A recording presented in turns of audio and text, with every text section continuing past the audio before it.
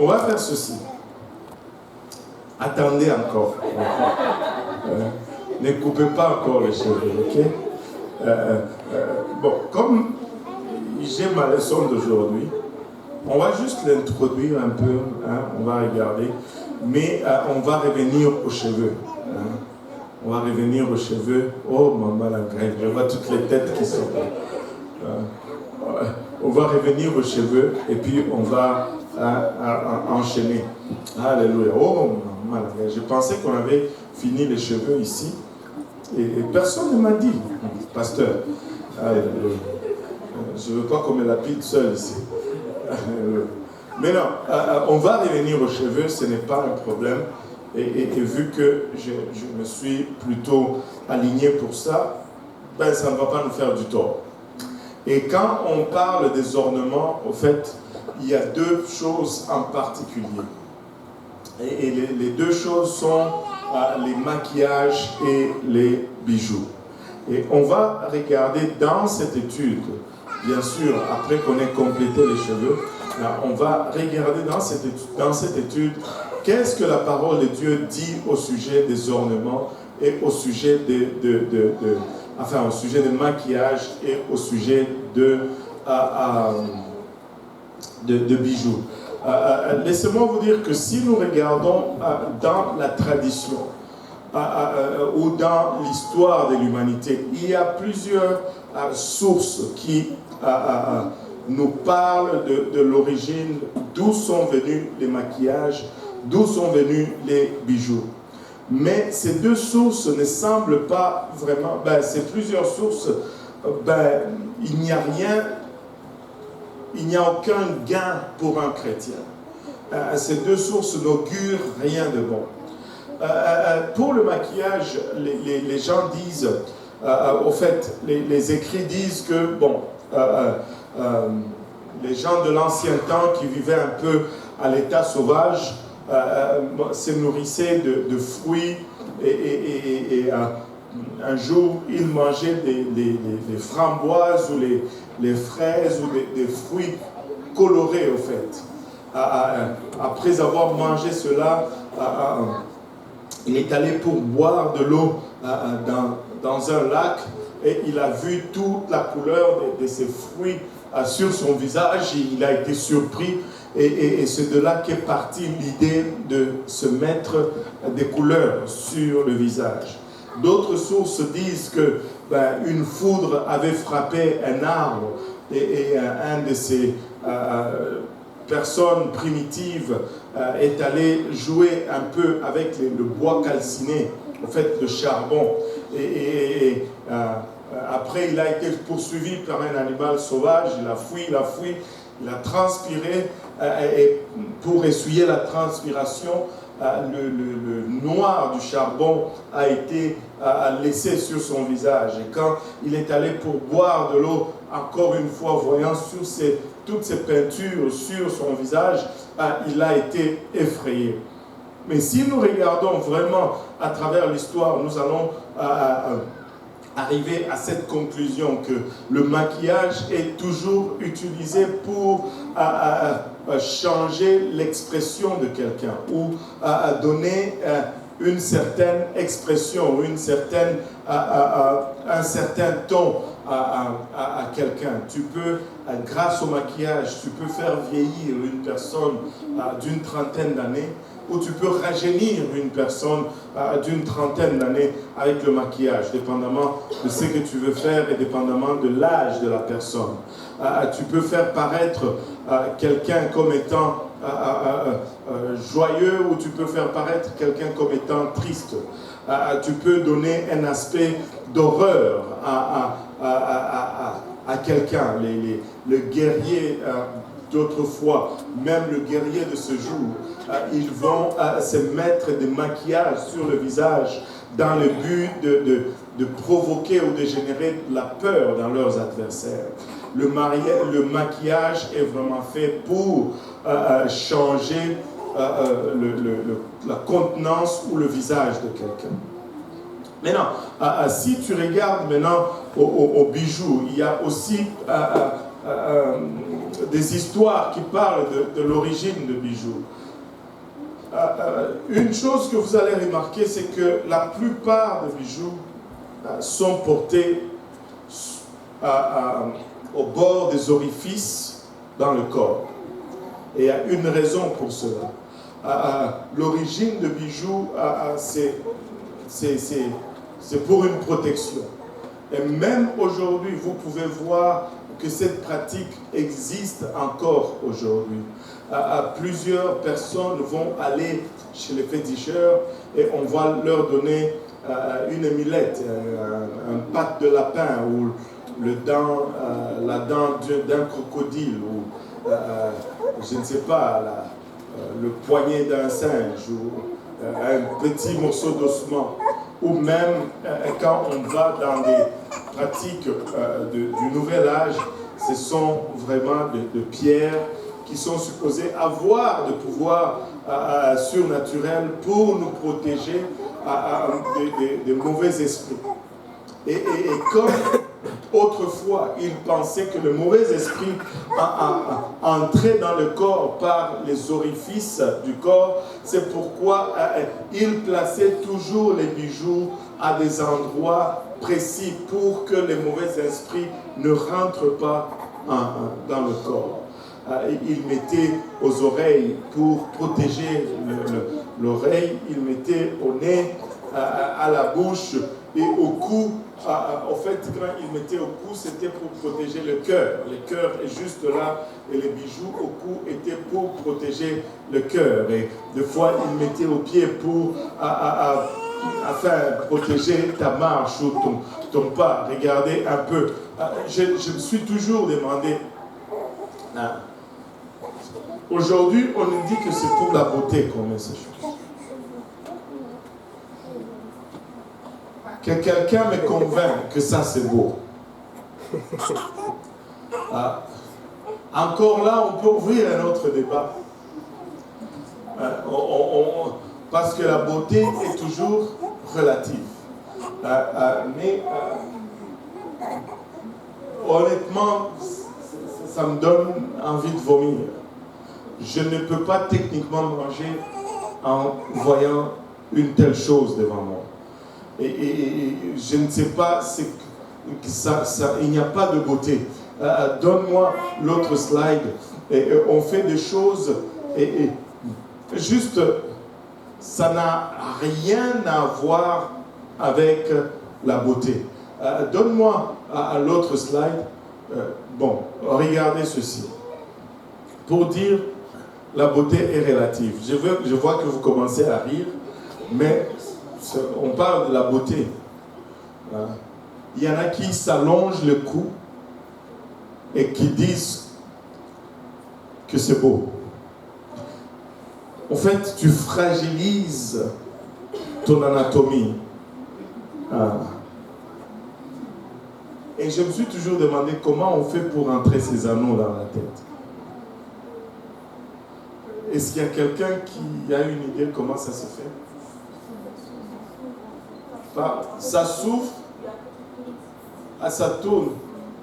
Aïe, tu as déjà essayé? Ah, ok.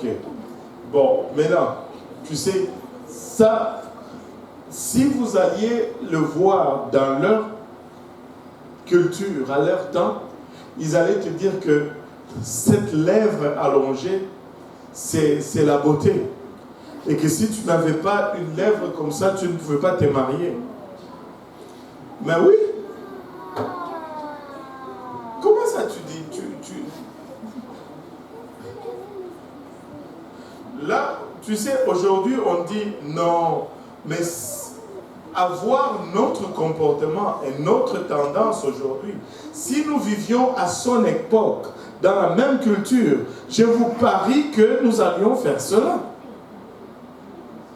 Soyons honnêtes. Si on court pour la mode aujourd'hui, on allait courir pour la mode parce que tout le monde le fait.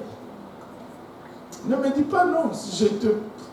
Je vous dis que si tu étais là, tu allais faire ça. Parce que ça allait être ça le standard. Ça allait être ça la beauté.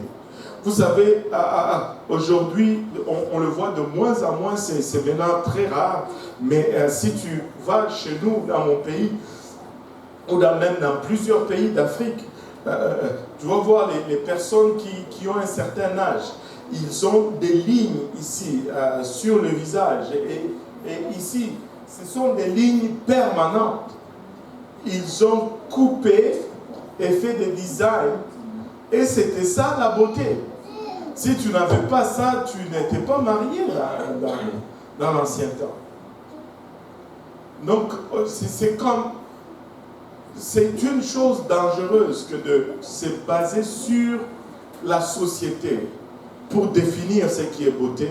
Comme vous pouvez le voir, c'est très changeant. Ça change continuellement. Et donc, au lieu de se baser sur la société pour établir le standard de beauté, au lieu de regarder l'homme pour établir le standard de beauté, pourquoi ne regardons-nous pas à celui qui a créé l'homme pour définir ce qu'est la beauté? Laissez-moi vous dire c'est quoi vraiment la beauté. La beauté, c'est ressembler à Dieu. La beauté, c'est prendre l'apparence et le reflet de Dieu. C'est ça la beauté. Alors, on ne peut pas définir, même dans notre standard, à nous ici, nous sommes dans la même société, le même standard. Il y en a qui vont aimer des femmes claires, d'autres vont dire non, les femmes foncées sont les plus belles. Il y en a qui vont aimer des grandes femmes, d'autres disent non, seules des petites tailles sont belles. Il y en a qui vont dire non, les femmes minces, d'autres disent non, les femmes qui ont plus de chair, ce sont les femmes qui sont belles. On ne peut pas se baser sur quoi que ce soit. Quand quelqu'un vient te dire oh moi je suis belle, toi tu es laide, c'est quoi le standard? Où est la mesure? Où est la mesure? Tu vas en Chine, on te dit si tu es pâle, le plus pâle tu es, le plus belle tu es. Si tu viens ici, non, le plus foncé ou bronzé tu es, le plus belle tu es. Regardez, je viens d'Afrique et c'est presque partout pareil. Chez nous en Afrique, une femme qui a des poils aux jambes, waouh, c'est considéré comme une beauté. Ici, oui, c'est ça, le stand en Afrique. Une femme poilue, c'est waouh. Oui. Mais ici, vous êtes tous yak. Mais si vous étiez là, je suis sûr que vous alliez être du même avis que les Africains. Oui. Non. Là, vous voyez que le standard bouge. Amen. Donc, éliminons, pourquoi je dis tout ceci? Éliminons tout ce que l'homme se met comme standard. Regardons seulement à ce que Dieu nous demande. Amen. Laissez-moi vous dire ceci. Dieu est intéressé dans la beauté. Dieu est intéressé dans la beauté. Waouh!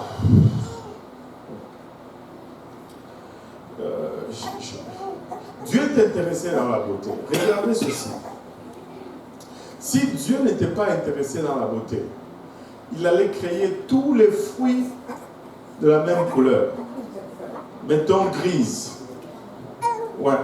Tous les fruits allaient être gris.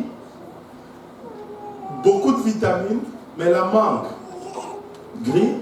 La banane, grise. Les fraises, gris. Les pommes, toutes gris. Parce que le plus important, c'est les vitamines quand on mange ces fruits. Mais au-delà des vitamines, avez-vous déjà regardé? Je devais mettre l'image d'un panier à fruits. Je vais ajouter ça pour la prochaine fois. Regardez, si tu mets un panier de fruits,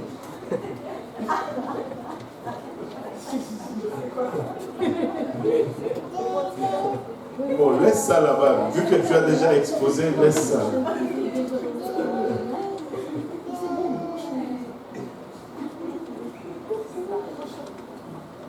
Bon.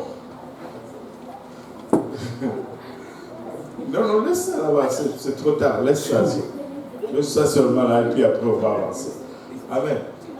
Regarde, si tu as un panier de fruits, la banane est jaune, il y a des raisins verts à côté, la mangue un peu verdâtre avec un rouge jaune, les fraises rouges, et des pommes vertes, des pommes rouges, et ça fait non seulement bon pour la santé, mais aussi beau à regarder.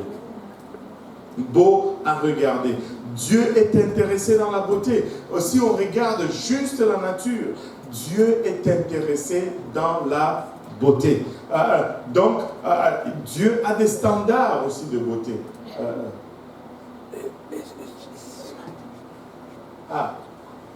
Je pense qu'il cherchait un panier de fruits. Dieu est intéressé dans la beauté. Dieu ne veut pas juste qu'on soit fonctionnel, mais il veut que nous soyons aussi intéressants à regarder. C'est pourquoi quand nous enseignons la sanctification, nous insistons sur le fait que la sanctification ne signifie pas se négliger.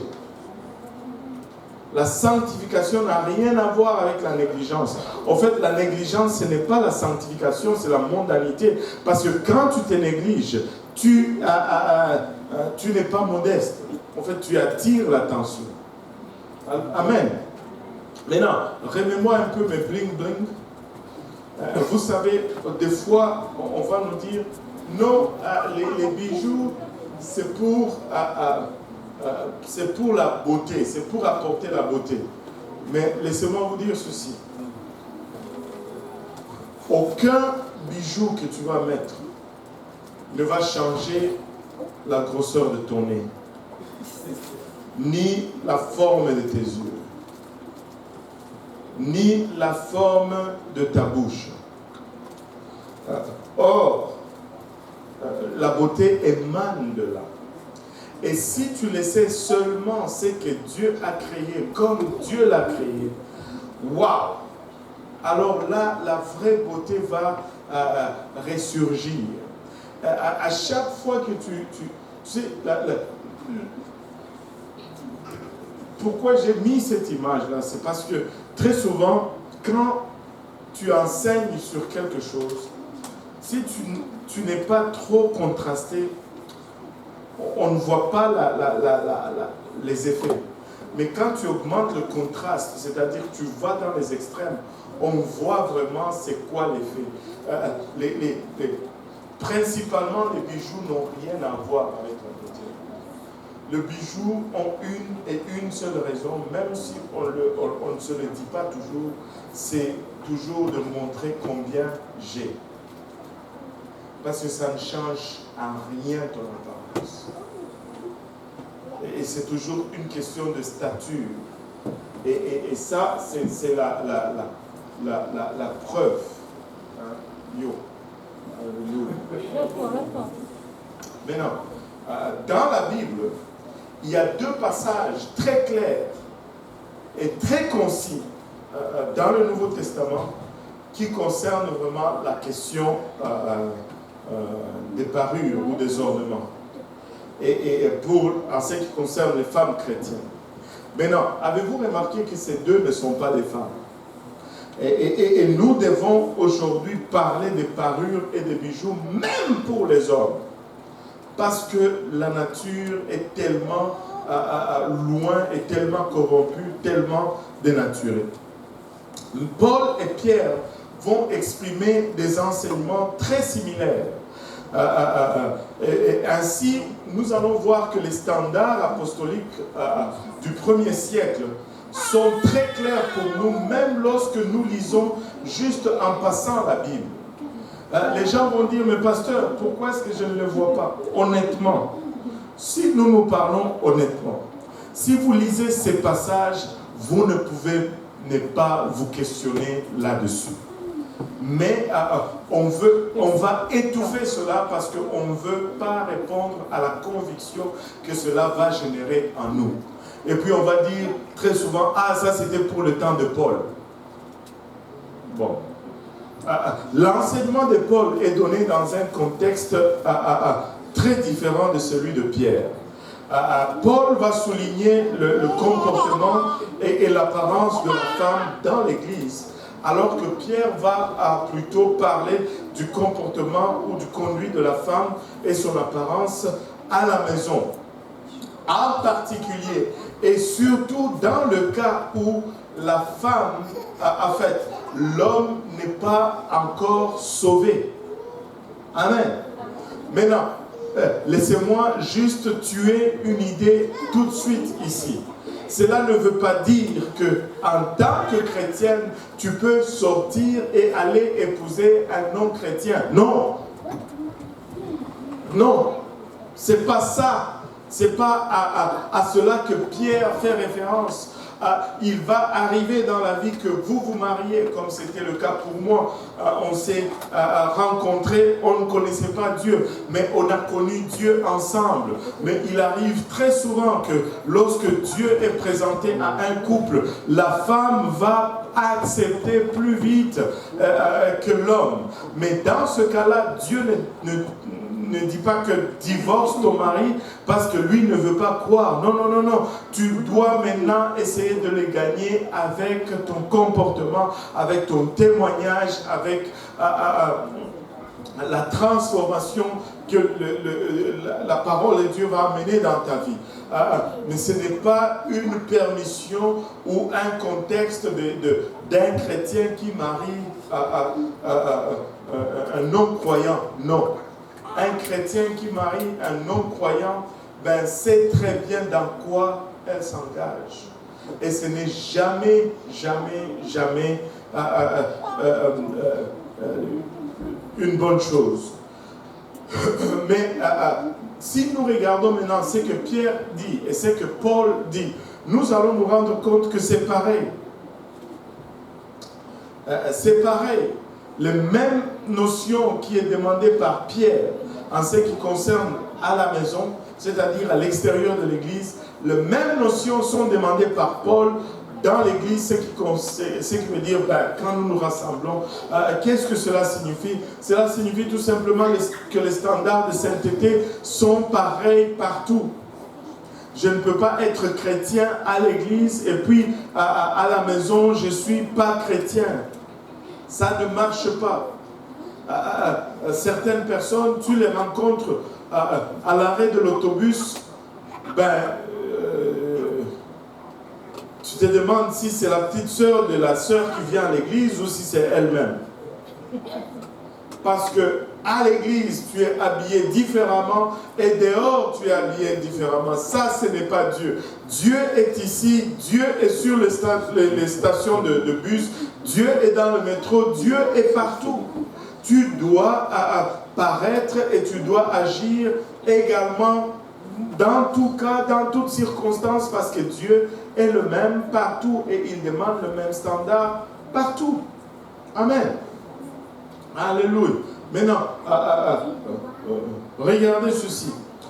Fondamentalement, Paul traite des raisons théologiques d'une parure modeste, tandis que Pierre va souligner les raisons pratiques d'une parure modeste.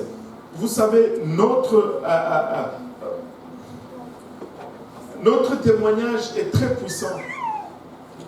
À peine hier, avant que je n'aille enseigner cette leçon, j'ai parlé avec quelqu'un qui me disait comment il était attristé. C'était un cas triste d'une sœur dans une de nos églises entre le pôle nord et le pôle sud, tu vois, et qui à l'église est comme ça, mais à la maison elle est comme si. Et cet homme avec qui elle était, qui avait même commencé à venir à l'église, aujourd'hui, il ne met même plus les pieds à l'église. Et il disait au pasteur de cette église, il dit, écoute, elle là, ce n'est pas la même personne ici à la maison. Là. À l'église, quand vous la voyez, c'est toute une autre personne. Mais quand on est ici à la maison, c'est toute une autre personne. Écoutez, notre témoignage ne peut pas être comme ça. nous trompons qui? Nous mentons à qui? Nous devons être le même aussi bien à la maison de Dieu, à l'église, qu'en dehors de l'église. Amen. Alléluia. Maintenant,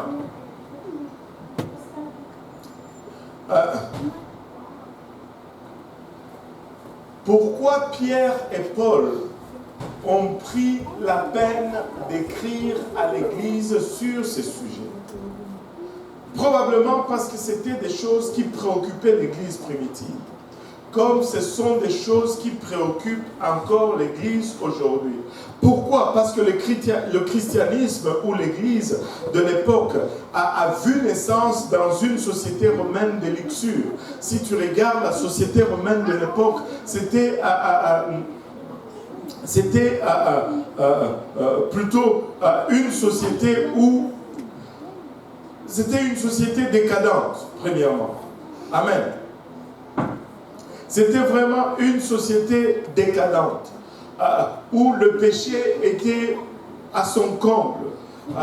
Rome était caractérisée par l'immoralité, la luxure, et les abus et les excès. Ils avaient des orgies de nourriture, des endroits où ils allaient manger. Et quand ils étaient pleins, ils allaient dans un coin, ils se mettaient le doigt dans la gorge et ils vomissaient pour revenir encore manger, juste pour le plaisir de manger. Ils avaient des orgies sexuelles où ils se rencontraient et c'était la débauche totale où on pouvait forniquer avec qui on voulait. C'était dans une société telle. Si vous lisez sur les Césars, les atrocités qu'ils commettaient et l'immoralité dans laquelle ils vivaient, l'inceste qui s'est passé dans les palais de César, c'était extrême. C'est dans de tels contextes que cette église est née. Et quand je parle de tout ceci, vous pouvez presque dire que nous sommes en train de parler de la société d'aujourd'hui. Nous avons les mêmes problèmes, les mêmes situations, les mêmes contextes aujourd'hui. Et c'est dans ce contexte-là que les apostoliques devaient vivre leur foi. Et pour pouvoir maintenir leur foi, ils se sont donné ces principes. Et je crois que ces principes sont applicables sur nous encore une fois aujourd'hui, si nous allons nous réclamer être cette église apostolique qui est née le jour de la Pentecôte. Maintenant, regardons ce que Paul dit d'abord à Timothée. 1 Timothée 2, versets 8 à 15. Paul dit ceci: « Je veux donc que les hommes prient en tout lieu, en élevant de mains pures, sans colère ni mauvaise pensée. » On va parler de cela quand on va s'adresser aux hommes. Paul dit aux hommes ceci: que votre foi ne soit pas une affaire cachée ou une affaire privée. Priez en tout lieu. Exprimez votre foi publiquement. Et il y a une raison pourquoi Paul dit cela. Parce que l'homme a cette tendance à être apathique. L'homme a cette tendance à être renfermé. Tu sais, quand l'Esprit de Dieu bouge, tu vas voir ou tu vas remarquer que les femmes sont plus à l'aise à exprimer leur foi. Elles vont lever les mains plus facilement.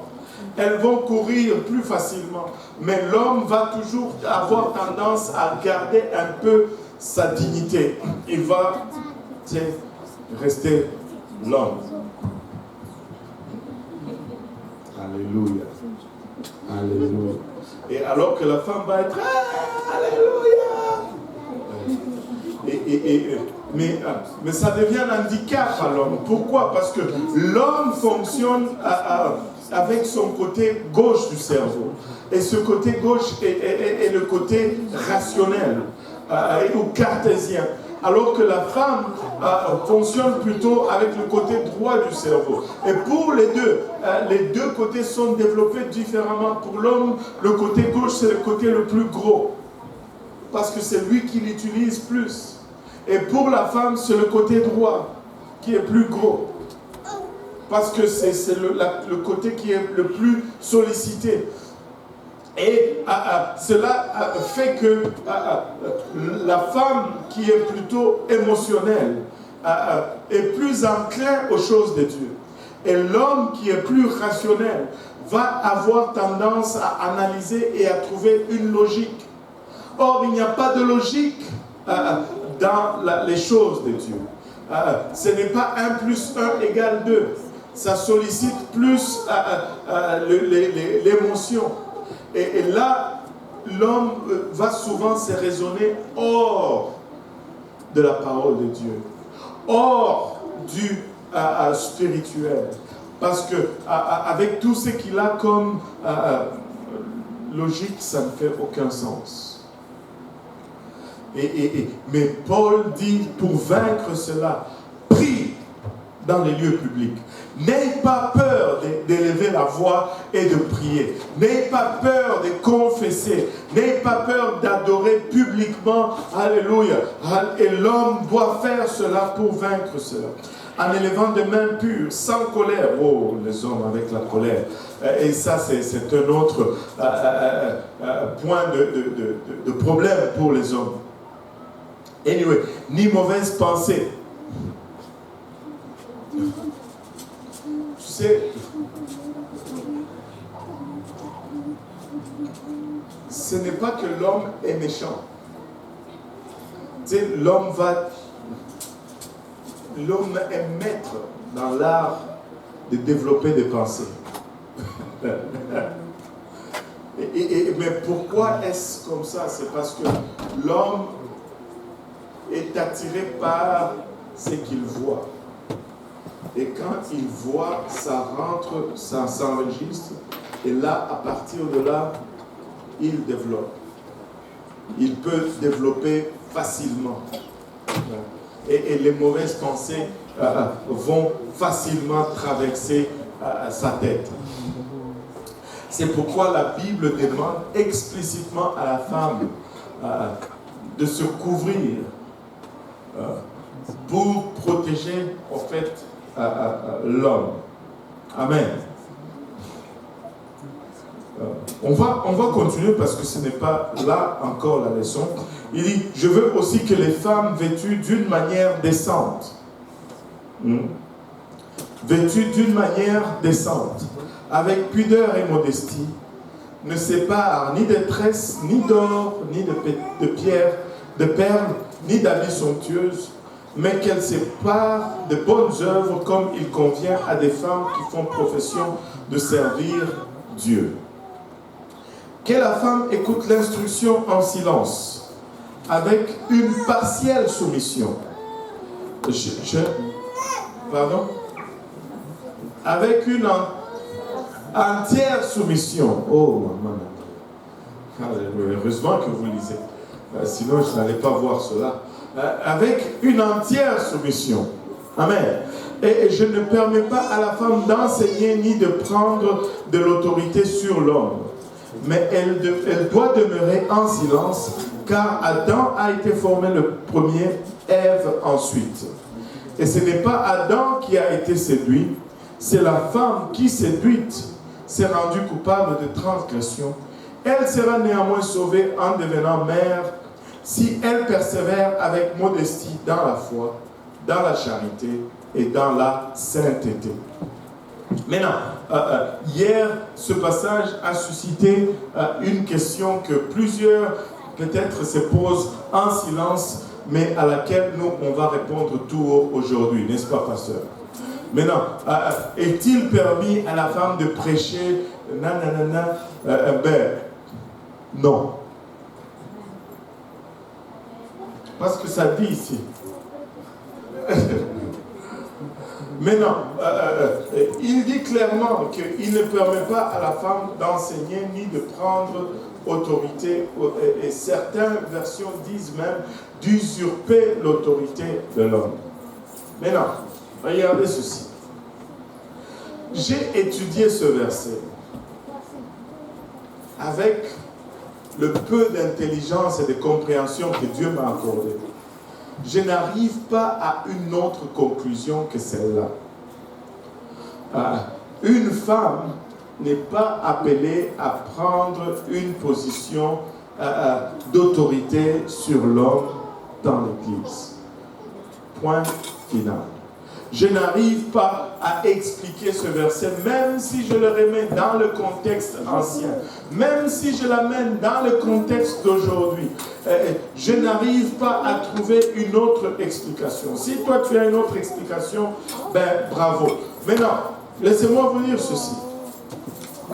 Même dans l'église pentecôtiste unie, il y a des tendances aujourd'hui qui disent que ce verset était pour ce temps-là, mais aujourd'hui, regarde, telle femme prêche, elle est puissante. Ça m'est égal combien elle prêche, elle est puissante. Il y a des trinitaires qui prêchent et qui sont puissants. Ça m'est égal. Je ne veux jamais baser ce qu'on va faire sur l'évidence humaine, mais on va baser ce qu'on va faire sur l'évidence biblique et non sur l'évidence humaine. Si on se base seulement sur ce que l'homme fait, on va tout faire. Parce que tu trouveras toujours une exception humaine quelque part qui performe dans la chair et qui va valider ce que la parole de Dieu te dit de ne pas faire. Ben, du temps que moi je serai pasteur, sur mon administration, et si je dois rendre compte à Dieu, je ne veux pas laisser faire ça. Si vous voyez cela fait ailleurs, ce n'est pas moi qui va répondre de cela. Mais du temps que moi je vais répondre, je veux respecter ce verset-là. Et c'est juste comme ça. Désolé. Oui, une question.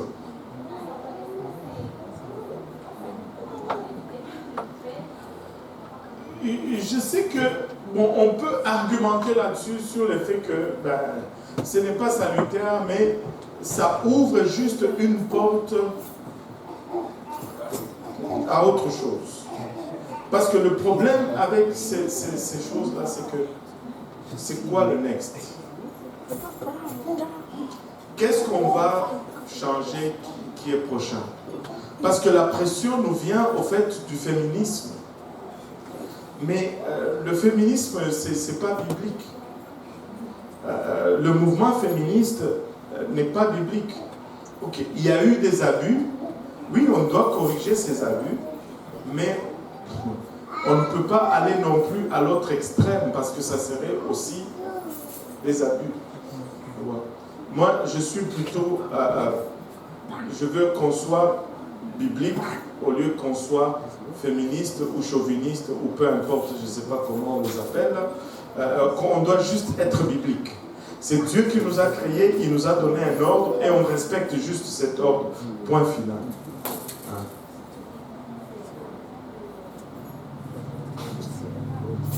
Parce que, regarde, comme on peut dire aujourd'hui, la sanctification n'est pas salutaire.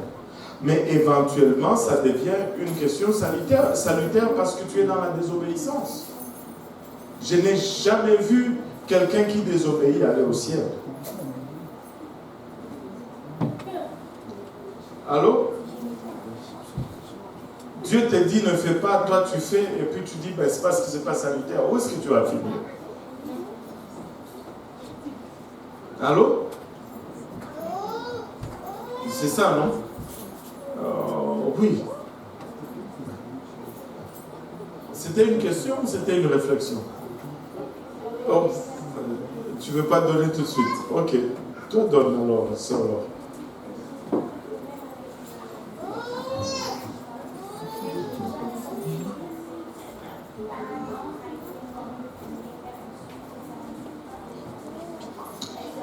Oui, je vais y arriver. Oui, je vais y arriver. Ouais, on va y arriver. Ah, toi, tu veux... Ok. Crainte. 2. Mince. 2 petites. On va voir vraiment si tu dis vrai. Ouais, chute. La naissance...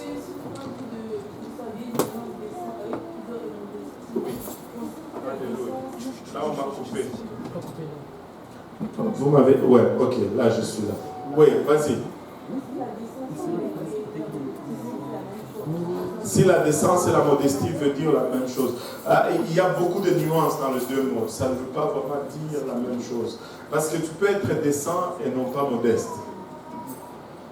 Tu sais, par exemple, une robe de mariée, souvent c'est décent. Souvent. Parce qu'aujourd'hui, toutes les épaules sont dehors, des fois, même la moitié des seins. On ne va pas... donc ça, c'est pas décent. Mais en général, très souvent, les robes de mariée vont être décentes, mais pas modestes. Parce que c'est waouh! Il faut que tout le monde regarde. Amen. Une robe peut être décente. Ça veut dire elle couvre bien les corps, mais pas modeste, parce qu'elle est tellement extravagante et elle attire l'attention. Tu vois. Ouais, la décence adresse un peu la pudeur. C'est une question d'être pudique. Ce qui est décent, c'est ce qui est convenable, qui n'offense pas, qui ne choque pas. C'est un peu dans ce sens-là. Mais ce qui est modeste, c'est ce qui est simple, qui ne montre pas trop de richesse, qui ne tire pas l'attention, qui ne dit pas waouh. Tu sais, il y a de ces robes que tu regardes, tu sais que ça a coûté un bras. Allô? C'est juste ça. Oui, l'autre question. Ah, moi je pensais que les deux questions c'était modestie et décence. Oh, ok. Bon, c'est une autre question. À la femme d'enseigner de prendre de l'autorité sur l'homme. Voilà. De prendre l'autorité sur l'homme, qu'est-ce que ça veut dire? Et par rapport au fait que la femme ne doit pas administrer, je prends en compte l'enseignement et je vais ajouter, est-ce que le chant aussi s'aligne dans le même sens? Parce que bon, est-ce que quand on dirige le chant, est-ce qu'on est en train d'exercer l'autorité? Je ne pense pas. Mais quand on prêche, est-ce qu'on est en train d'exercer l'autorité? Oui. Parce que vraiment, prêcher, c'est transmettre une connaissance avec autorité. Tu exerces l'autorité quand tu prêches. Et c'est vraiment dans ce sens-là. Maintenant, laissez-moi vous dire ceci. Il y a eu des cas dans la Bible où Dieu a utilisé une femme. On doit changer de micro. Il y a eu, alléluia, là il y a. Maintenant, il y a eu des cas dans la Bible où Dieu a utilisé une femme. Et le cas échéant, vraiment, c'est le cas de Déborah. Mais alors qu'il a utilisé la femme, dans le processus, la femme d'abord n'est pas allée tout de suite. Elle est allée voir le roi et lui a dit, ben, viens, Dieu va te donner la victoire. Et le roi a dit, non, non, non. Bon, le roi a dit, non, non, non. Moi, je n'y vais pas si toi, tu ne viens pas. Et là, qu'est-ce que Déborah a dit? C'est une honte en Israël aujourd'hui parce que Dieu va livrer l'ennemi d'Israël entre les mains d'une femme. Quand l'homme faillit, Dieu va utiliser une femme. Mais il faut que l'homme d'abord abdique. Et moi, je ne veux pas abdiquer. Je ne veux pas faillir. Pasteur, toi, tu veux faillir? Je ne veux pas qu'on dise honte sur nous. Parce que nous sommes restés à la maison. Et là, les femmes se sont dit, bon, plus qu'il n'y a personne pour faire le travail, nous, on va le faire. Maintenant, même si tu regardes tout ce qui est genre typologie ou image, c'est comme tout concorde. L'homme est le type ou l'image de Dieu. La femme est le type ou l'image de l'Église. Et nulle part, tu vas accepter que l'Église ait autorité sur Dieu. C'est comme ça ne traverse même pas ta tête. Amen. Ça ne traverse même pas ta tête. Alors pourquoi est-ce que tu vas l'accepter dans un domaine? Tu vois,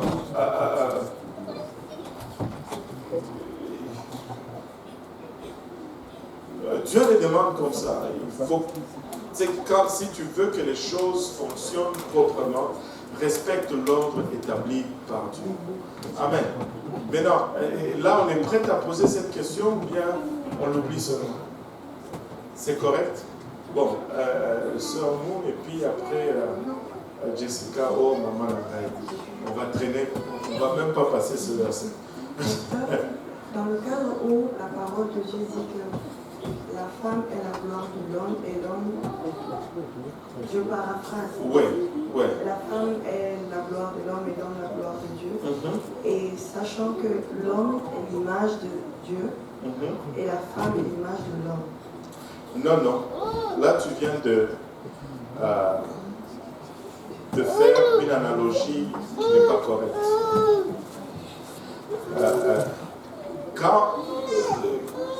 Là, il parle vraiment d'autorité. Quand il dit la femme est la gloire de l'homme et l'homme est la gloire de Dieu, il est en train de nous amener, de nous mettre en fait dans l'ordre de la création. Et il parlait au fait de couvre-chef. Au-dessus de la femme, il y a l'homme. Et au-dessus des dieux, plutôt de l'homme, il y a Dieu. Mais quand il dit l'homme est l'image de la femme, plutôt l'homme est l'image de Dieu, mais la femme est l'image de l'Église. Ce n'est pas la femme est l'image de l'homme. Voilà. La femme est l'image de l'Église, pas la femme est l'image de l'homme. C'est vrai. Et dans ce sens, vu que Dieu, qui est glorieux, sans lui, on ne peut rien faire. On fait toutes choses par sa grâce.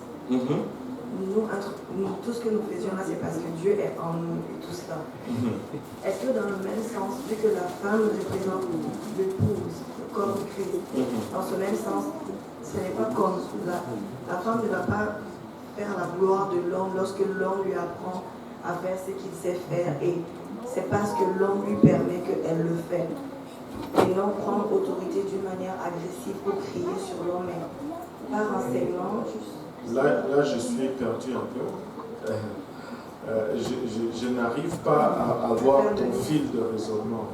Dans le lien où l'Église est l'époux, l'image de la femme, et l'homme est l'image de Dieu. Dieu étant glorieux, sans lui, on est juste poussière. À partir de la poussière, il nous donne ce savoir-faire. Ok, bon, on fait une pause là-bas. Dieu nous donne une capacité. Mais il y a beaucoup de choses, juste pour un peu, parce qu'il me semble qu'il y a beaucoup de choses là-dedans. Parce que ce n'est pas tout ce que l'homme fait que Dieu, qu'il le fait par la grâce de Dieu, parce que l'homme fait beaucoup de bêtises aussi. Tu vois? L'homme, il fait beaucoup de bêtises. Tout ce que l'homme fait, ce n'est pas... c'est avec pour ne pas dire la bénédiction de Dieu. L'homme, il fait aussi beaucoup de choses. La chair peut faire aussi. Tu vois? Donc, ce n'est pas que tout ce qu'on fait est motivé ou est dérivé de Dieu. Non, non, non. Dieu nous donne les capacités, mais il nous donne aussi la liberté. Tu vois, nous faisons beaucoup de décisions, même nous les faisons juste par notre propre mise. Et c'est pourquoi il y a des gens qui ne servent pas Dieu, qui sont loin de Dieu, mais qui accomplissent tellement beaucoup de choses. Voilà. Alors, déjà, là, il faut... on ne peut pas dire que tout ce que nous faisons, et la source, c'est Dieu. Mais non.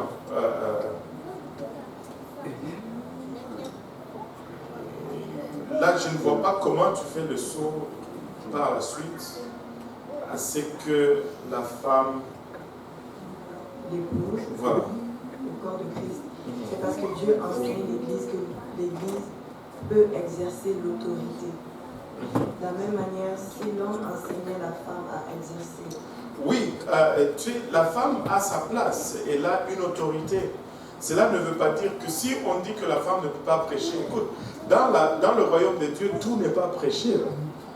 C'est juste une chose où Dieu a dit non. Mais il y a beaucoup de choses que la femme fait. Regarde, honnêtement, entre vous et moi, à la maison par exemple, si la femme n'exerce pas son autorité comme maman, ben, la famille est perdue. Tu sais, c'est juste qu'on a des juridictions qu'il ne faut pas... Tu sais, le problème ici, c'est que Dieu définit notre champ d'action. Et il y a même un verset qui nous dit, il va nous permettre, il va faire selon la mesure de sa puissance qui agit en nous. Donc si nous allons au-delà de ce qu'il a défini comme mesure, nous sommes dans les troubles. Et c'est défini par sa parole. Si je sors des cadres que Dieu a définis, je suis dans le désordre. Point final. Donc, la femme, ce n'est pas qu'elle est nulle, non. Elle a son champ d'action bien défini. Là, on parle seulement de la prédication. Amen. On n'est pas en train de dire que, elle ne peut plus rien faire, elle ne peut plus enseigner l'école du dimanche, elle ne peut plus... Non, on parle juste de la prédication. Dans l'assemblée comme ça. Elle peut prêcher dans les réunions de femmes. C'est entre femmes, il n'y a pas un seul homme là-bas. Elle n'usurpe aucune autorité sur l'homme. Donc, une femme peut prophétiser. Vous savez, et ça amène beaucoup de confusion dans la compréhension des gens. Pourquoi? Parce qu'une prophétie n'implique pas d'autorité.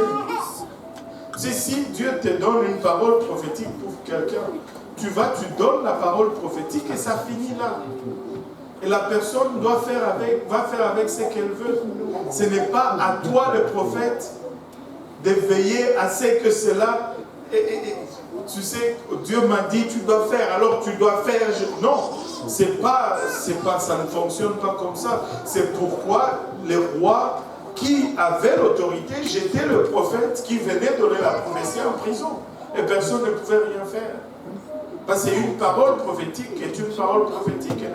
Elle n'a même pas elle ne vient pas avec une autorité quelconque. Et tu peux prophétiser, tu peux... tu sais, la question est devenue, est-ce que ça veut dire que je ne peux même plus évangéliser? Oui, tu peux évangéliser, parce que tu n'as aucune autorité, tu ne peux exercer aucune autorité. Mais une position pastorale implique une autorité. Je veux vous dire, je peux témoigner un peu, je peux le dire. Oui? Ok, bon. Je sais que je vais le dire. Et je sais aussi qu'il y a des gens là-bas qui vont prendre ça et tordre cela, mais je m'en fiche. Je le dis quand même. Et regardez, vous savez, je ne veux pas le prendre à la légère. Et je le prends avec toute crainte et toute responsabilité autant que je peux. Vous savez, parlant d'autorité. Et cette affaire d'autorité ne peut marcher que si toi-même tu le veux. Tu vas accepter l'autorité. Si tu ne l'acceptes pas, ça ne va jamais fonctionner. Amen. femme du frère Achille, Agnès, elle est au Cameroun. Elle est partie pour 2 semaines. Et là, les affaires vont comme ils vont. Ça roule. Et puis, bon, comment elle est partie, elle réalise qu'elle ne peut pas accomplir tout ce qu'elle a besoin de faire. Elle m'appelle, pasteur, j'ai besoin d'une direction claire. Voilà. Si je rentre, je dois rentrer demain mais il y a ça à faire. Qu'est-ce que je fais? Je gratte la tête, je dis, maman, qu'est-ce que moi j'en sais? Et j'ai dit, attends, je vais aller prier, puis je vais te revenir si ce que je ressens. Et je suis allé prier, je me suis ressenti de lui dire, tu dois rentrer. Or, ça ne fait aucun sens. Et elle a engagé son argent et l'argent de son mari qui est là-dedans.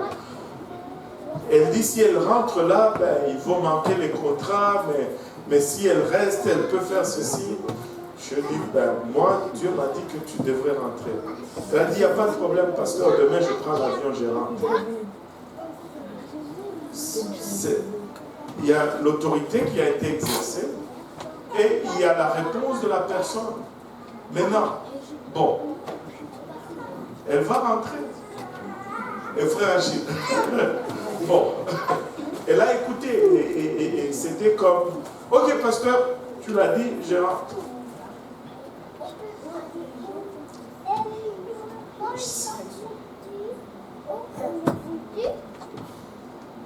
Pardon?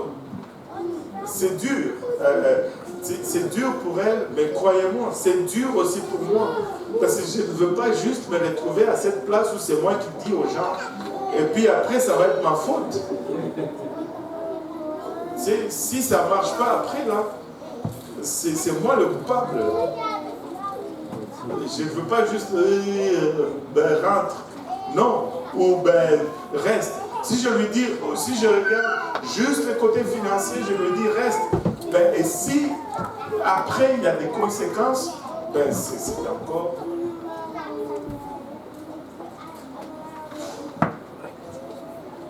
Bon. Mais je lui ai donné la parole que j'ai sentie recevoir de Dieu. Et elle a choisi de. C'est une position qui te place à une situation d'autorité. Maintenant, ça c'est juste moi. Laissez-moi vous dire ceci. L'homme va être plutôt cartésien et la femme va être plutôt émotionnelle ou sentimentale, comme vous voulez. Maintenant, laissez-moi vous poser une question et promettez-moi de me répondre honnêtement, ok? Allez-vous me répondre honnêtement? Oui? Ok, je vais poser la question. Tu viens des États-Unis. Tu arrives à la douane. Il y a, je ne sais pas moi, combien de portes d'entrée. Et puis, à une porte, tu vois une femme. À l'autre porte, tu vois un homme. Quelle porte tu vas choisir pour passer la frontière? Dites-moi. Qui? Elle dit la femme. Qui dit l'homme? Qui dit l'homme? Bon, et qui dit la femme? 2 disent la femme, plusieurs disent l'homme. Pourquoi pensez-vous que plusieurs ont dit l'homme? D'abord, je vais demander pourquoi ils disent la femme.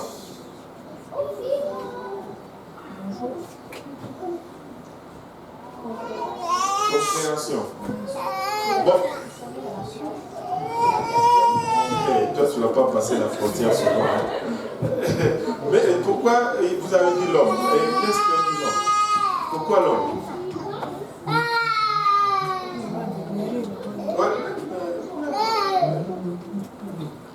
Qu'ils n'ont pas le temps, qu'ils ont des choses à faire. Ils vont faire vite, ils n'ont pas le temps de beaucoup de temps. Vous savez, très souvent, quand tu te retrouves dans des situations comme ça, la femme va avoir tendance à asserter son autorité plus que l'homme. Et c'est juste ça, parce qu'elle va toujours un peu décider avec l'émotion. alors que l'homme va être un peu plus cartésien. Un bon conseil, va là, il y a un homme.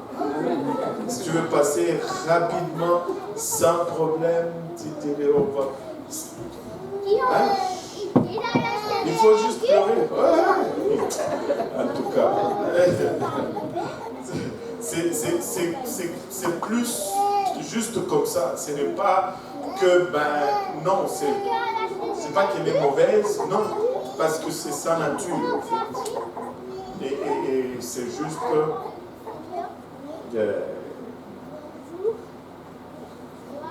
c'est juste comme ça. Donc, alors, maintenant, laissez-moi vous dire ceci. Une femme, juste un exemple, je ne vais pas vous demander de répondre ou quoi que ce soit. Juste un exemple, juste une mise en situation. Maintenant, admettons que la femme est pasteur. Ok?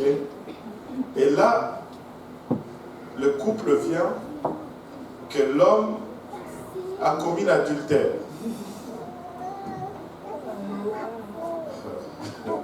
Vous priez pour cet homme. Tu sais, ça, tu vas solliciter tout de suite l'émotion. Et la chose que tu ne veux pas, au fait. Parce que s'il y a un moment où tu veux qu'il y ait le plus de distance entre le cas à adresser et la personne à donner conseil, c'est vraiment dans des cas comme ça, où vraiment, ça va être très difficile à adresser objectivement. Et qu'est-ce qu'on fait quand elle tombe enceinte? Bon, ça devient d'autres paramètres. Anyway, oui, sœur. Oui. Ça, c'est vraiment juste dans le cadre de l'Église. Maintenant, de façon professionnelle. Ça, c'est dans le cadre de l'Église, et je veux te dire pourquoi. Parce que dans le cadre de l'Église, ce que nous cherchons, c'est aller au ciel. Maintenant, dans le cadre professionnel, ce que tu cherches, c'est à faire de l'argent. Amen. Maintenant, c'est ça, il faut regarder les résultats pour savoir mettre des paramètres. Maintenant, dans le cadre professionnel, si toi tu es chef de compagnie et que tu trouves que tu peux mettre telle dame sous direction, dans un poste de direction sans que ça affecte le rendement de tes gens et que tu auras des jugements corrects, fais-le, parce que ce n'est pas une question de péché là. Tu es au travail, c'est pas une question. Mais si tu vas toujours tu vas toujours avoir à traiter avec le côté émotionnel. Et ça ne va pas disparaître parce qu'on est dans le monde professionnel.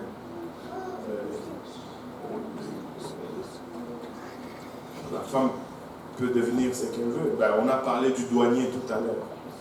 Mais c'est vous-même qui avez dit que, enfin, la majorité a dit qu'on allait aller de l'autre côté. Justement, c'est ça le point. C'est faire semblant et dire que tout est la même chose, c'est se mentir à soi-même.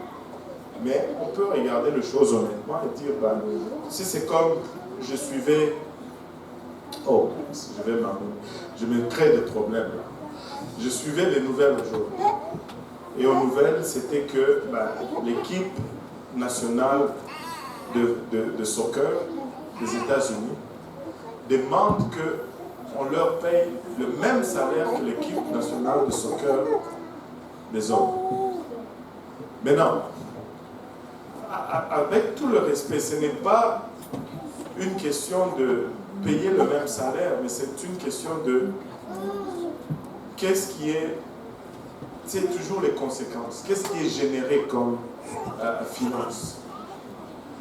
On ne peut pas te donner 1 million si tu produis 100 000. Le 900 000 va venir d'où? C'est juste qu'il faut regarder les choses. C'est ça les résultats qu'on a. Voilà ce qu'on fait. un homme va, tu ne vas pas être chez toi et tu as un trou à creuser, tu vas dire, ok, moi je vais envoyer ma femme pour creuser le trou. Et toi tu restes là. Ça ne fait aucun sens. Ou les pneus de la voiture sont crevés et puis c'est ta femme qui va changer les pneus. Et ça ne fait aucun sens. Tu n'utilises pas les ressources à la bonne place. Les bonnes ressources à la bonne place.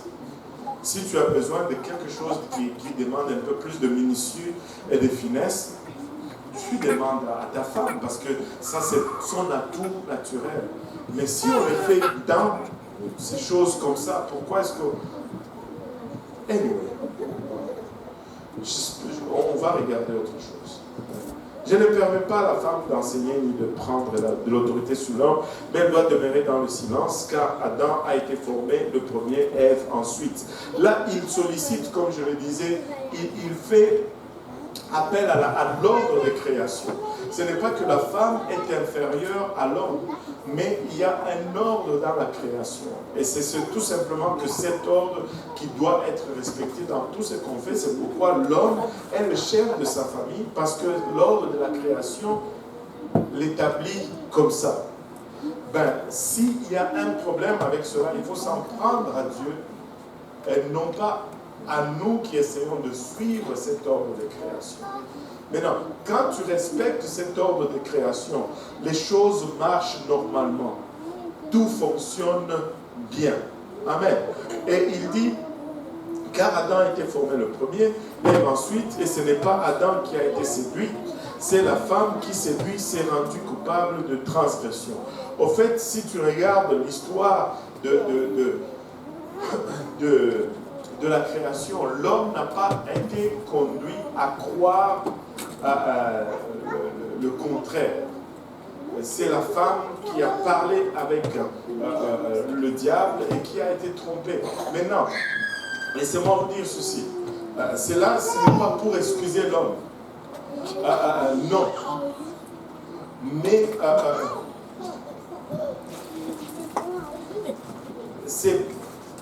on dirait que c'est plus facile. La femme croit plus facilement au mensonge. Tu l'observes même encore aujourd'hui. Un petit voyou de rien du tout va venir avec des baratins, juste des paroles, gna gna gna gna, et tu vas voir une femme tellement belle, tellement, tu sais, accomplie. Elle va croire à ces choses. Tu te dis, mais qu'est-ce qu'il y a quelque chose qui m'échappe. Est-ce que je dis vrai ou c'est juste moi? Je peux me tromper. Je peux me tromper. J'ai vu dans la famille, j'ai vu des belles femmes de la famille. Ils vont partir avec quelqu'un, tu dis, mais c'est qu'est-ce qui se passe ici? Tu n'arrives, tu te dis, wow. Mais bon, gloire à Dieu quand même. Amen. Et ce n'est pas l'un qui a...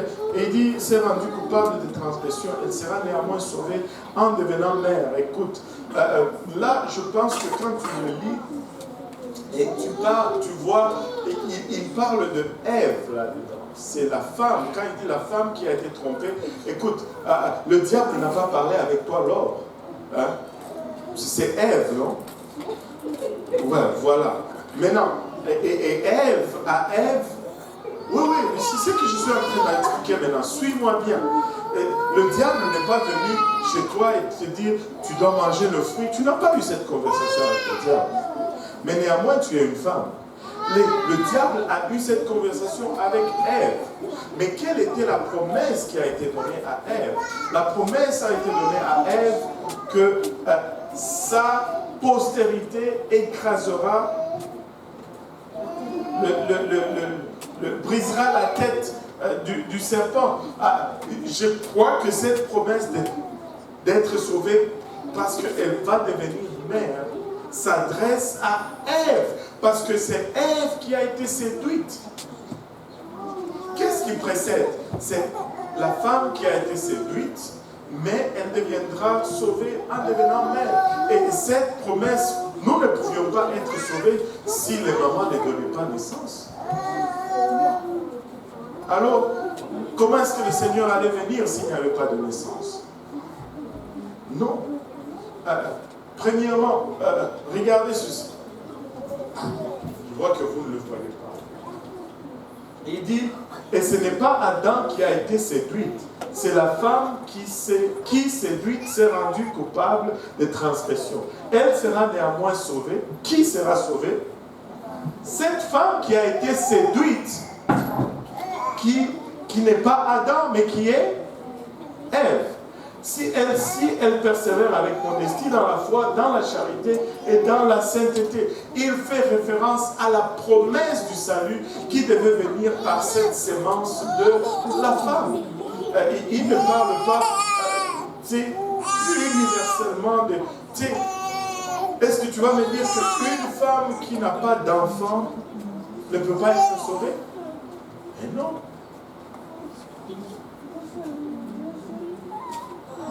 Pardonne-moi, maman.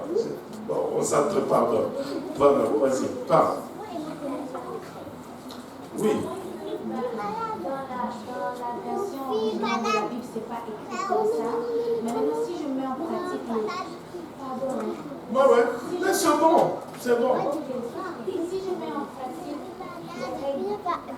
français, je dirais que le verset 12, si je ne permets pas à la femme d'enseigner, ni de prendre de l'autorité sur l'homme, mais elle doit demeurer dans le silence, car Adam a été formé, c'est comme parce que Adam a été...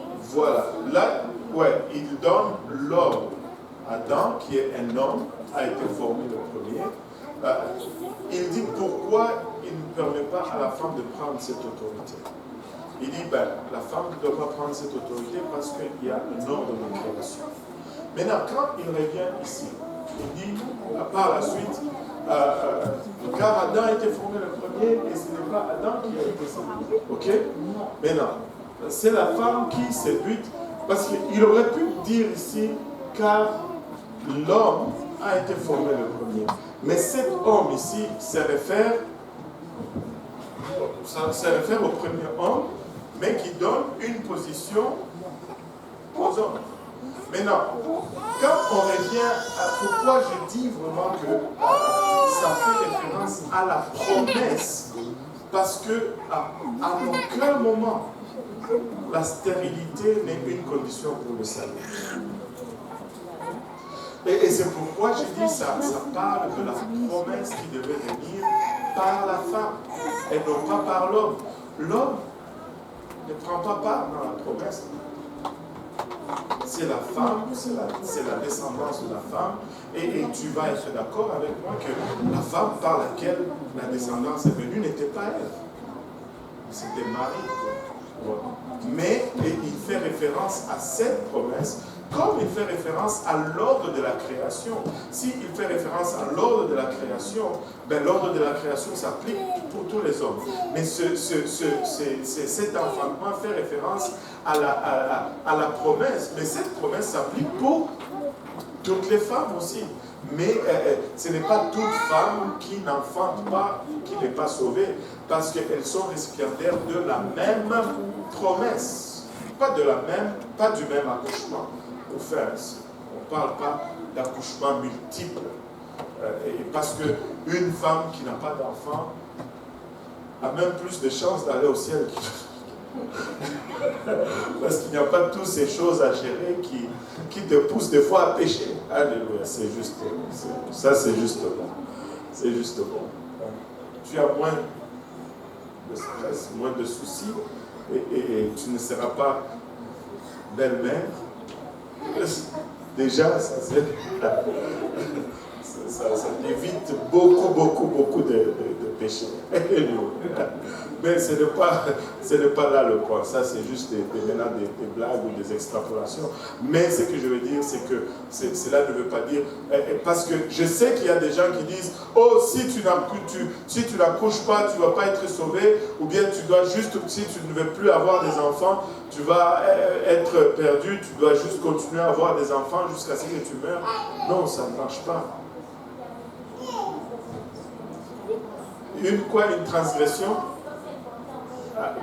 Mais ça, c'est certains hommes qui veulent que les femmes pensent comme ça. Mais il ne faut pas traiter une femme comme ça. Et laissez-moi vous dire, la femme n'est pas une machine à faire des enfants. S'il vous plaît. Allô? La femme n'est pas une machine à faire des enfants. La femme n'est pas là pour juste faire des enfants et puis non. Ça ne fait aucun sens. Parce que ça peut la conduire facilement même à la mort. Son corps s'use. Ben, tu sais, c'est facile. Et c'est tout le temps, souvent les hommes qui ont ces genres de doctrines, ben c'est clair, c'est parce qu'ils ne portent pas 9 mois cet enfant dans leur corps. À peine même s'il se réveille la nuit pour donner un verre d'eau frais à cette femme qui est enceinte et qui n'arrive pas à dormir. Et écoute, la femme, c'est la fille de Dieu. Comme toi, tu es le fils de Dieu.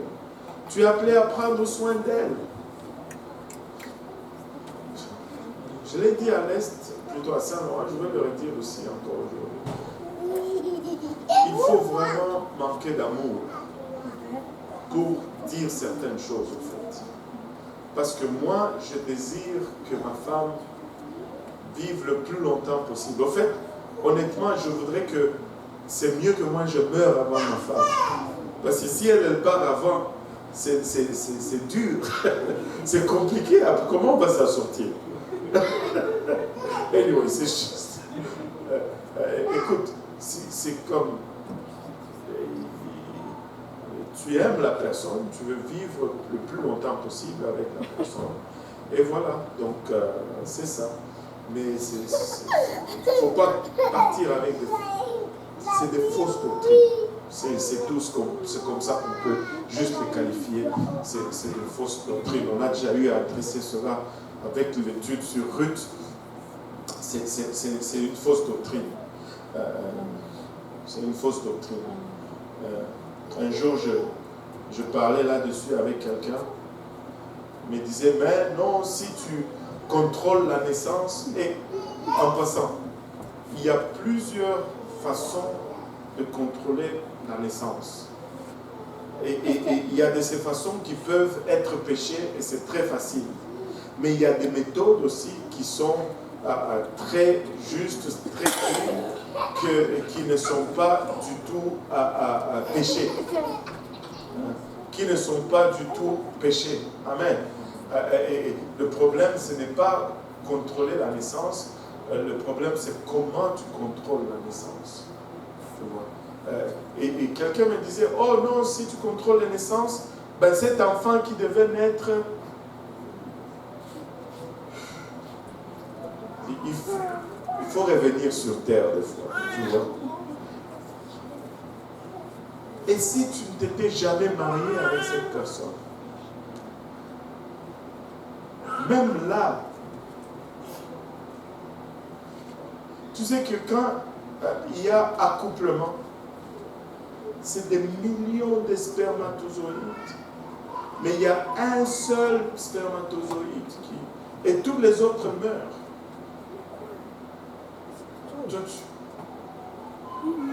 La vie commence à la conception. Avant la conception, il n'y a pas de raison.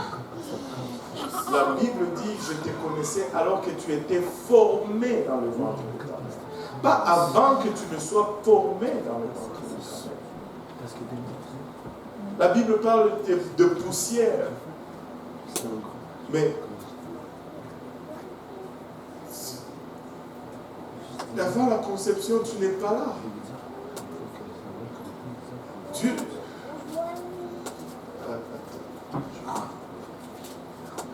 Regarde, laissez-moi vous dire ceci. Dieu sait ce que tu vas faire, mais Dieu ne décide pas ce que tu vas faire. Il y a une différence entre décider et savoir. Et c'est ça qui confond les gens. Tu sais, pourquoi on pense que Dieu décide pour nous, c'est parce que Dieu, il sait à 100%. Parce que l'homme n'est pas capable d'atteindre une connaissance à 100%. Mais Dieu connaît à 100% ce que tu vas faire. Mais ce n'est pas Dieu qui décide pour toi. Amen. Tu peux décider aujourd'hui de ne jamais te marier. Dieu sait que tu vas te décider, mais Dieu ne va pas décider que tu vas te marier. Sinon, tu n'es pas libre. Sinon, même le salut devient fictif. Pourquoi il va venir mourir pour la croix? Pour des gens qu'il a déjà décidé. Laissez-moi vous donner un exemple qui m'a beaucoup aidé. Mettons deux voitures qui vont. J'ai regardé l'autre fois un documentaire qui parlait de l'autoroute, la route de la mort. Une route quelque part en Amérique latine qui est tellement dangereuse et que les touristes vont pour, en tout cas, l'homme et le froid. Tu peux être sur cette route de la mort, ok? Tu vois deux voitures qui viennent sur la même route qui sillonne le long de la montagne, mais ils sont dans deux courbes et ils ne se voient pas, mais ils viennent à grande vitesse. Et toi, tu es là au sommet de la colline, tu te dis, wow, un accident va arriver là-bas. Et puis, bam, bien sûr, ces voitures se cognent, et puis c'est un accident. Tu as prédit ce qui allait arriver, mais tu n'as pas décidé de ce qui est allé. Tu as lu les circonstances, tu as fait la lecture de la chose, et tu as pu déterminer ce qui allait arriver. Ça, ce n'est pas la décision, mais ce n'est pas le destin, mais c'est une déduction qui tombe juste. Mais si un enfant joue avec deux voitures, il prend une voiture dans la main, il dit cette voiture vient sur la route, et puis l'autre, et puis il se cogne l'accident, et puis l'autre voiture. Ça, c'est décidé. Il a la main sur la voiture, et il les conduit là où il veut, et il les cogne. Et ça, ce n'est pas Dieu. Ça, c'est la différence entre la connaissance et la décision. Tu peux anticiper, tu peux connaître ce qui va venir par la lecture de choses. Et ces voitures, peut-être que tu ne savais pas, l'un peut klaxonner avant et l'autre peut savoir, et ils peuvent ralentir et éviter l'accident, bien que les circonstances dictaient qu'ils allaient avoir un accident. Mais tu n'as pas le contrôle, bien que tu peux anticiper ce qui arrive. Mais le point, c'est que Dieu, il sait à 100%. Il ne se trompe jamais. Et quand on voit cette régularité, on dit, c'est lui qui décide. Non, Dieu ne décide pas pour toi. Tu vas décider, tu vas choisir. Oh, je suis comme ça parce que Dieu. Non, tu es comme ça parce que tu. Non pas parce que Dieu. Amen. Mais il y a une chose que Dieu nous destine. Et les gens utilisent faussement ces versets dans le livre de Romains. Ce qu'il a choisi, il les a aussi prédestinés. Mais prédestinés à quoi? À devenir semblables. Mais la prédestination, ce n'est pas dans le choix. La prédestination, c'est l'image auquel il doit devenir. Nous sommes tous prédestinés à être semblables à Christ. Ça, c'est dicté, ça, c'est décidé par Dieu. Si tu vas être sauvé, tu dois ressembler à Christ. Si tu commences à marcher sur le chemin qu'il a choisi et que tu vas jusqu'au bout, tu vas devenir comme Christ. Tu ne vas pas devenir comme autre chose. C'est pourquoi quand nous enseignons ces choses et que nous ne voyons pas l'image de Christ se former en toi, nous commençons à nous poser des questions. Parce que tu ne peux pas devenir autre chose. Tu dois devenir ce qu'il a prédestiné à ce que tu deviens. La prédestination, ce n'est pas qui est sauvé. La prédestination, c'est comment nous allons finir. À quoi nous allons ressembler une fois sauvés? Alléluia. Parle de s'égarer, parle de vouloir ne pas finir la leçon. Hein? On a parlé de tout sauf de la leçon. Alléluia. Mais non. Hein?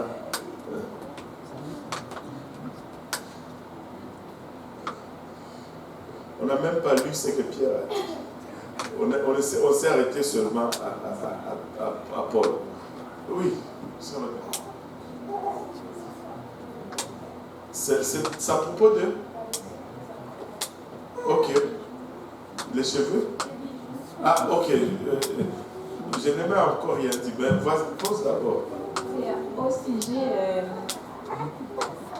je pense personnellement, c'est ma question pour moi. Tu ne sais jamais. Hein. C'est pour moi, hein, il y a des... Vas-y, maman. Avant que je commence à fréquenter l'église, moi je suis mariée. À mon mariage, j'ai porté des balles. À ce moment, c'est un bijou. Je fais quoi? Mais tu sais, quand on va parler des bijoux, on va parler des bagues et de tout ça. Parce que si je te parle de ça aujourd'hui, la leçon... Oui, et puis je vais juste te répondre sans te donner toutes les références. Alors que c'est plein de références. C'est juste, sois patient. Et puis on va arriver. Parce que là, ça fait deux choses. Il ne faut pas couper les cheveux. Il faut garder aussi tes bagues. Alléluia. Mais lisons au moins Pierre. Non? On peut au moins, avant de se séparer.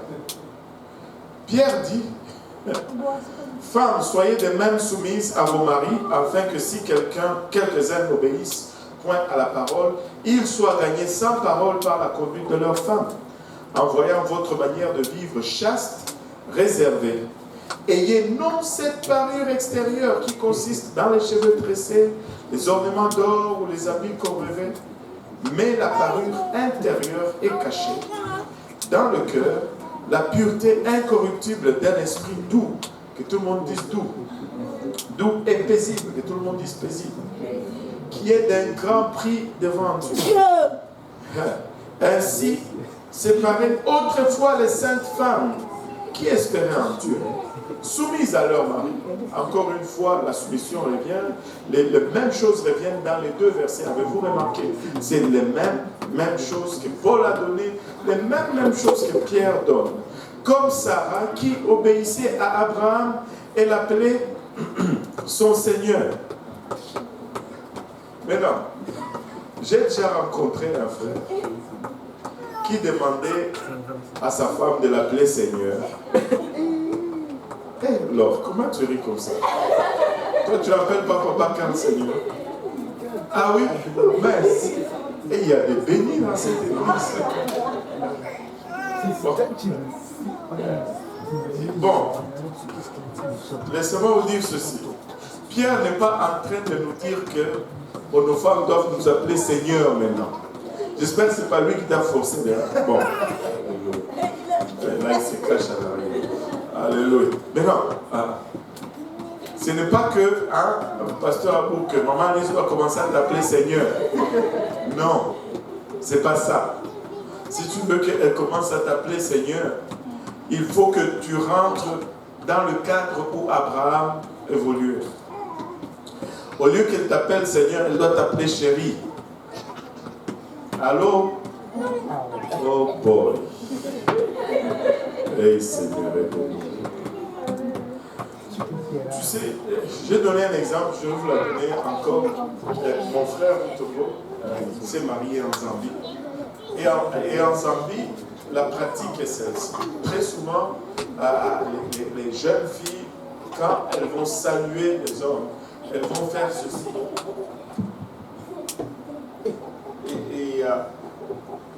Alors, il raconte, il n'y a pas de Zambiens ici. Quand je suis allé en Zambie pour la première fois, j'étais choqué. J'étais comme, wow, ouais, minute là. Et maintenant, il a raconté cela à quelqu'un d'ici, à son travail. Et là, la réaction de ce quelqu'un d'ici était juste priceless. Il dit, waouh, j'aimerais ça aller dans ce pays. Je vais dans les discos, là, quand j'entre dans les discos, toutes les filles sont waouh. Je les regarde, je dis, ben, les filles qui vont au disco, là, ce ne sont pas les filles qui vont faire ça. Tu vois. Donc, le cadre change, les pratiques changent. Donc, si tu veux te faire appeler Seigneur, bon, alléluia, amen, gloire à Dieu. C'est tel que vous êtes devenus les filles en faisant ce qui est bien, sans vous laisser troubler par aucune crainte. Ne laissez pas la sœur crainte vous troubler. Non, c'est pas ça. Sans aucune crainte. Qu'est-ce que ceci signifie? Vous savez, nous nous mettons à vivre pour Dieu. Nous nous mettons à pratiquer la sanctification. Mais très souvent, nous allons lutter contre la sanctification, pas parce que vraiment nous n'aimons pas cela, mais à cause de la crainte des gens qui nous regardent. Écoutez, oubliez cela. Vous pouvez vivre pour Dieu avec zèle, avec assurance, sans la crainte que la société vous juge. Si vous êtes là à vouloir plaire aux hommes, laissez-moi vous dire ceci. La satisfaction des hommes change toujours.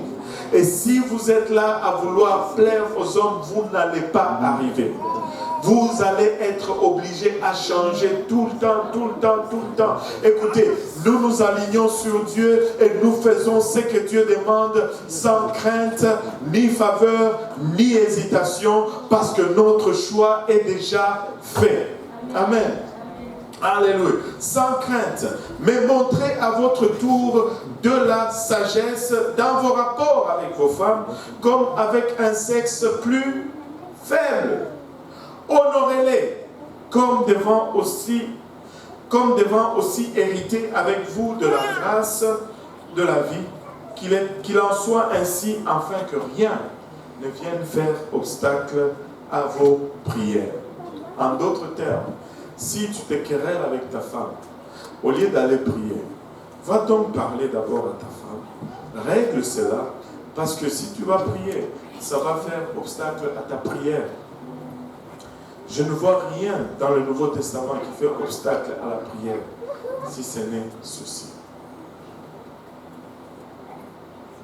Parle à ta femme, traite-la comme la fille du Seigneur.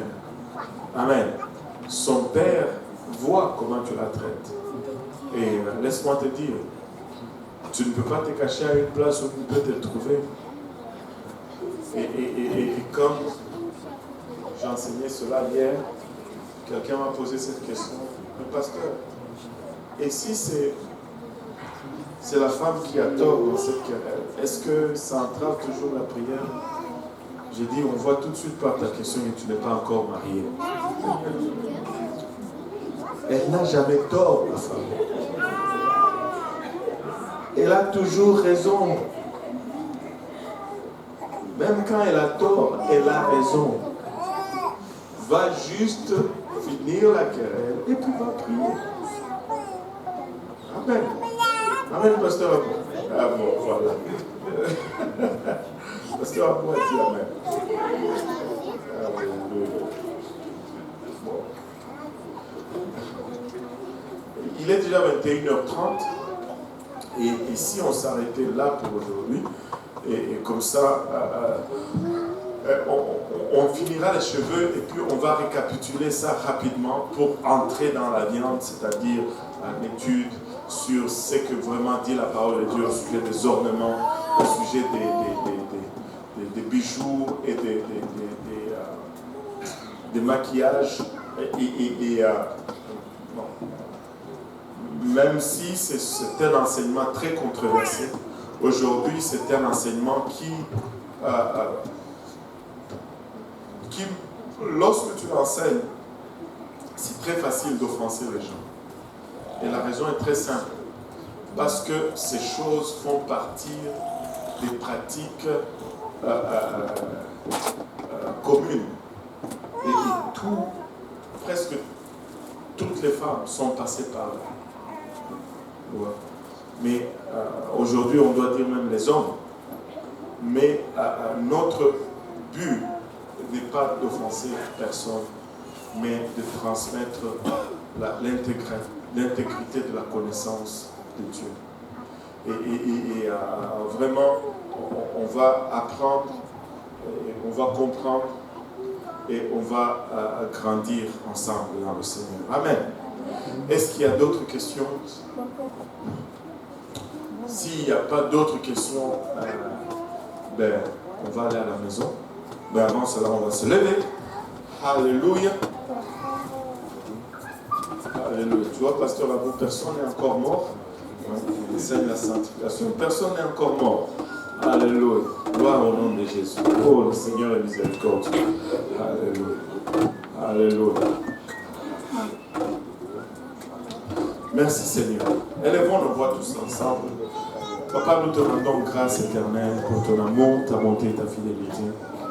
Nous te remercions éternel pour le privilège que nous avons, Papa, de partager ta parole, Papa, de sonder les Écritures, bien que, Seigneur Jésus-Christ, de nous-mêmes, nous ne pouvons les saisir, nous ne pouvons, Papa, tout comprendre, car nous sommes charnels, nous sommes matériels, et ta parole est esprit, Seigneur. Et sans ton aide, souvent, nous n'arrivons pas à la comprendre, Seigneur. Aide-nous dans ces périples, Seigneur, Papa, et les peu que nous avons reçus. Permets, Papa, que nous puissions, Papa, leur réserver une place de choix dans nos cœurs où ça va germer, produire le fruit et que ce fruit nous conduise jusque dans la vie éternelle. Papa, nous te remercions encore une fois pour ce temps passé ensemble. Nous prions, éternel, Papa, que tu nous gardes maintenant sur notre chemin de retour. Papa, préserve-nous de toute embûche, de tout accident, Seigneur, et garde-nous jusqu'à ce que nous allons nous rencontrer prochainement. Et c'est avec action de grâce dans le cœur que nous te prions ainsi, dans le nom précieux de Jésus. Nous disons tous au nom de Jésus. Amen. Alléluia. Pouvons-nous battre nos mains pour le Seigneur? Alléluia. Gloire au nom de Jésus. Merci Seigneur. Merci Seigneur. Merci Seigneur. Gloire au nom de Jésus. Alléluia. Serrez la main de votre voisin avec un sourire et dites-leur à très bientôt. À très bientôt. Comme ça, c'est bien. À très bientôt. Qu'est-ce qu'il dit? Jusqu'à là. Non, non, je ne sais pas. Ouais, c'est eux qui disent. Merci.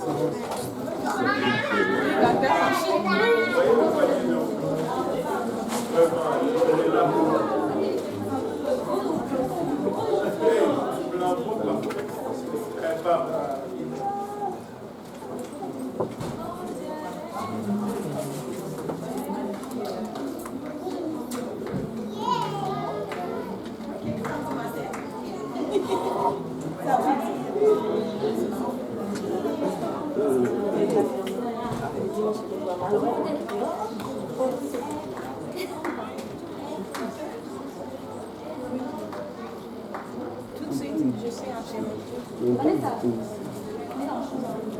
Dans Isabelle, le mec avec eux,